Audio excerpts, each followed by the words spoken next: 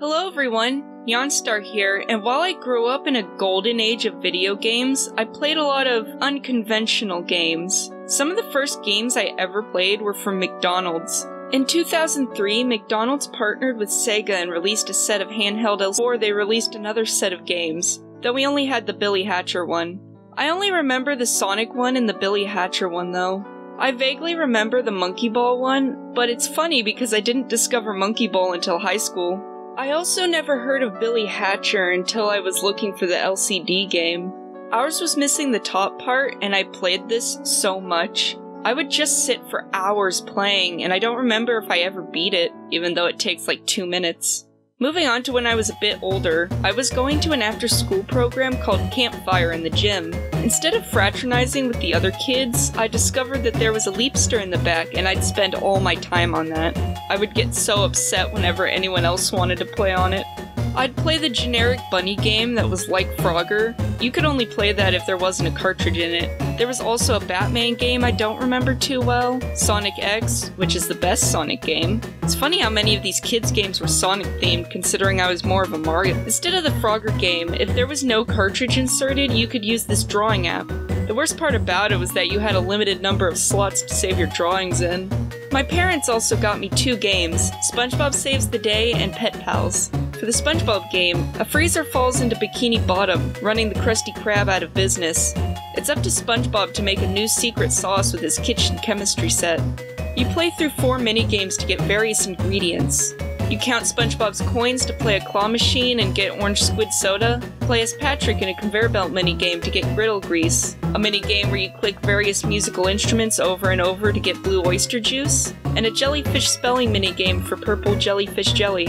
One thing of note is that all the playthroughs I've seen, and even the back of the box, have plankton in the Bubble Scrubber game, but in my version of the game it was a nematode. The only evidence I have of its existence is the sprite sheet. I was also convinced that after getting the right recipe and the ending cutscene, that there would be a post-game, but there isn't.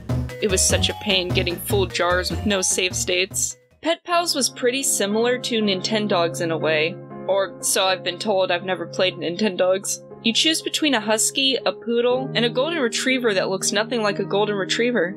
Your goal is to get 100 hearts for your dog's affection. You can teach them tricks or spelling by tracing a dotted line, which is a nightmare on the Leapster's tiny screen. You can play a frisbee numbers game, you can wash them, you can dress them, you can play a walking mini game where you run into various letters and numbers as they ask you, which is the most nostalgic part for me. And then there's a dog show where you can show off all your skills. I always picked the husky and named her Mimi, but I was a child with no internet access, so I spelled Mimi like meme. It was hilarious in hindsight. What wasn't so funny was the game freaking out on me. Whenever your dog was asking for things and you wouldn't give it to them for too long, they would start to growl. After maxing out my husky, I avoided giving her water and food, and she wandered to the door for a walk. I refused and she got fed up and walked off screen. I tried going to the store to respawn her, but the game crashed.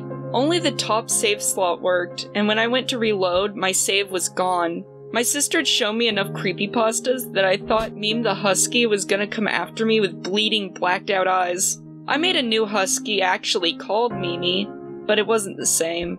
On to games that weren't for little children. We had a PS2. I didn't play many of the games on it when I was a fetus, instead I'd just watch my older sister play.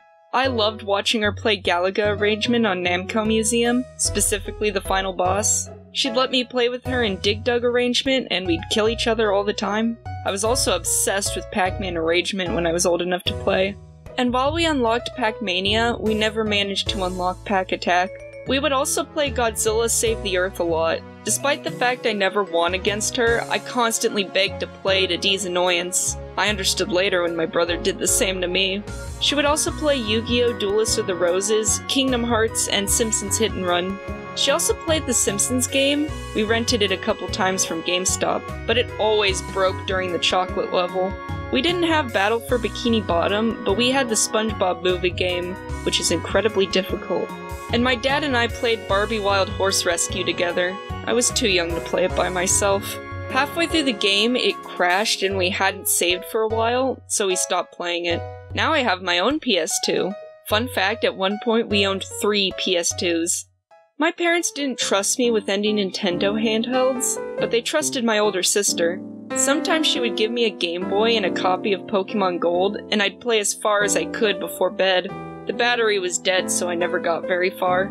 We also played Pokemon Soul Silver together, but I was too scared of playing it by myself, so my sister would get annoyed quickly. I preferred watching her play. When we finally got a laptop in 2014, I decided I was old enough to play games by myself, and I found a website called player.org. The website is gone now, but it had Game Boy games and save states. I played Pokemon Gold, even found my first shiny, Link's Awakening, and Super Mario Bros. Deluxe, though I kinda cheated with the save states. The only other game system we had as kids was a GameCube, but my parents only got my sister one game. She got Pokemon Colosseum with the bonus disc, but she got stuck and stopped playing it. It's a shame that our dad didn't buy any of the other GameCube games that were on clearance. We could have had Smash Bros. Melee. Although for her 16th birthday, her friends brought over Melee. They even let me play, and I played as the green Jigglypuff. Those were all the games I remember playing when I was a kid. We didn't have the Wii, and I didn't have the DS until middle school. We weren't exactly overflowing with cash. Anyway, thank you for watching. If you liked this video, you might like my Pokemon video. See you later. Bye! Bye! See ya!